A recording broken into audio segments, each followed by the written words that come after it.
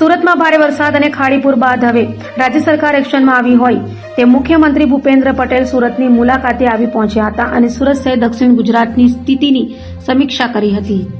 સુરત શહેરમાં ભારે વરસાદ અને ખાડીપુર બાદ મુખ્યમંત્રી ભૂપેન્દ્ર પટેલ સુરતની મુલાકાતે પહોંચ્યા હતા। સુરત મહાનગરપાલિકાના આઈસીસીસી ખાતે દક્ષિણ ગુજરાતના તમામ કલેક્ટરો, વરિષ્ઠ અધિકારીઓ અને ધારાસભ્યો સાથે ઉચ્ચ સ્તરીય સમીક્ષા બેઠકનું આયોજન કરવામાં આવ્યું હતું।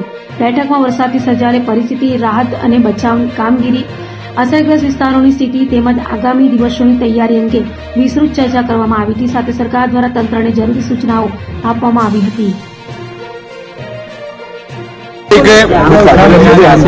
સુરત શહેર અને દક્ષિણ ગુજરાતમાં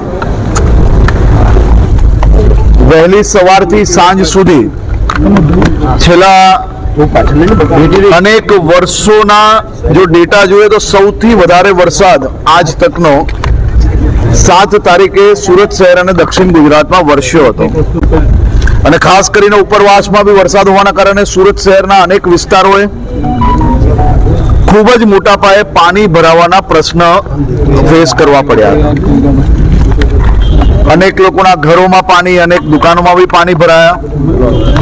આ બધી જ વ્યવસ્થાઓને લઈને મહાનગરપાલિકા, સુરત પોલીસ, જિલ્લા પ્રશાસન, એનડીઆરએફ, એસડીઆરએફ આ તમામ ટીમો સાથે મળીને કામે લાગી અને સાથે સાથે સુરત શહેરના લોકો પોતે જ એકબીજાને મદદે લાગ્યા।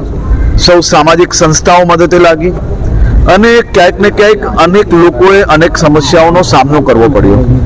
ખાસ કરીને આજે મુખ્યમંત્રીશ્રીએ આ રિવ્યુ બેઠક લીધી હતી અને પ્રશાસનને જે નહેરના કારણે અને ખાડીના કારણે જે પાણી ભરાવાનું જે કારણ જે ભૂતકાળમાં બી સામે આવ્યું હતું એ પર કડક પગલાં ભરવામાં આવશે।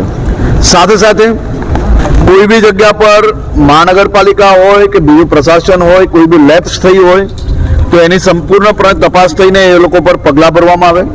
કોઈ બી રોડ, બીજા કોઈ બી કામગીરી જેની અંદર નવા કામગીરી થઈ હોય અને જે તૂટ્યા હોય અને એ કામગીરીની અંદર જો કોઈ બી વીકનેસ હોય તો એની ઉપર બી પગલાં બી ભરવામાં આવે ને જરૂર લાગે તો ફોજદારી પગલાં બી ભરવામાં આવે, તેની બી સૂચના સૌ અધિકારીઓને આપવામાં આવી છે।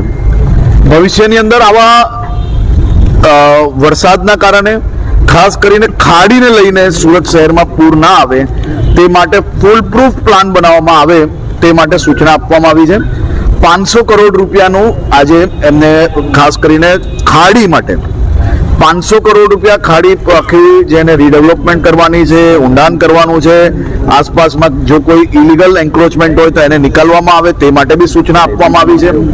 અને સાથે સાથે કાલે સાંજ સુધી તમામ વિભાગોએ ખાલી જિલ્લા પ્રશાસન એકલા જો કામગીરી કરશે તો કેશડોલ પહોંચાડતા 2-4-5 દિવસ લાગી શકે છે। તેથી આજે સૂચના આપવામાં આવી છે કે બધા જ વિભાગો સાથે મળીને કામગીરી કરે અને કાલ સાંજ સુધી કેશડોલ આપવામાં આવે। ઘર વખરી બી તમામ લોકોને પહોંચી જાય તે માટેની બી વ્યવસ્થા કરવામાં આવે। દુકાનોમાં, ઘરોમાં જે કોઈ નુકસાન થયું છે તેનું તાત્કાલિક સર્વે પૂર્ણ કરવામાં આવે। સર્વે પૂર્ણ કરતાની સાથે જ મુખ્યમંત્રી શ્રી રાજ્ય લેવલે એક બેઠક બોલાવીને જે નુકસાન થયું છે નુકસાનને કઈ રીતે રાજ્ય સરકાર મદદ કરી શકાય તે બાબતનું આવનારા સમયની અંદર ડિક્લેરેશન કરવામાં આવશે। આજે તમામ ચૂંટાયેલા પ્રતિનિધિઓને બી અને મહાનગરપાલિકાના સૌ અધિકારીઓને બી આજે સાંજ સુધી એક રાઉન્ડ સફાઈનું બધી જ જગ્યા પર પૂર્ણ થાય તે માટે બી સૂચના આપવામાં આવી છે। અને સૌ સફાઈ કર્મચારીઓને બી હું આભાર માનું છું અને વંદન કરું છું જે પ્રકારે રાત દિવસ એક કરીને સફાઈની કામગીરી કરી રહ્યા છે। સૌ સુરતીઓને આભાર માનવો પડે કે જે કોઈ જગ્યા સુધી સરકારી તંત્ર પહોંચી શક્યું ત્યાં તો તમે સાથે મળીને કામ કર્યું જ છે, પણ અચાનક આટલો વરસાદ આવવાના કારણે જ્યાં ના બી પહોંચી શક્યા ત્યાં સુરતીઓએ એકબીજાને મદદ કરવાનું કોઈ મોકો ચૂક્યા નથી, તે બદલ બી આભાર।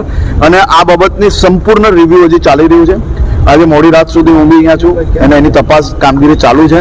તપાસ પૂર્ણ થયા પછી આપ સૌને સંપૂર્ણ માહિતી આપશું।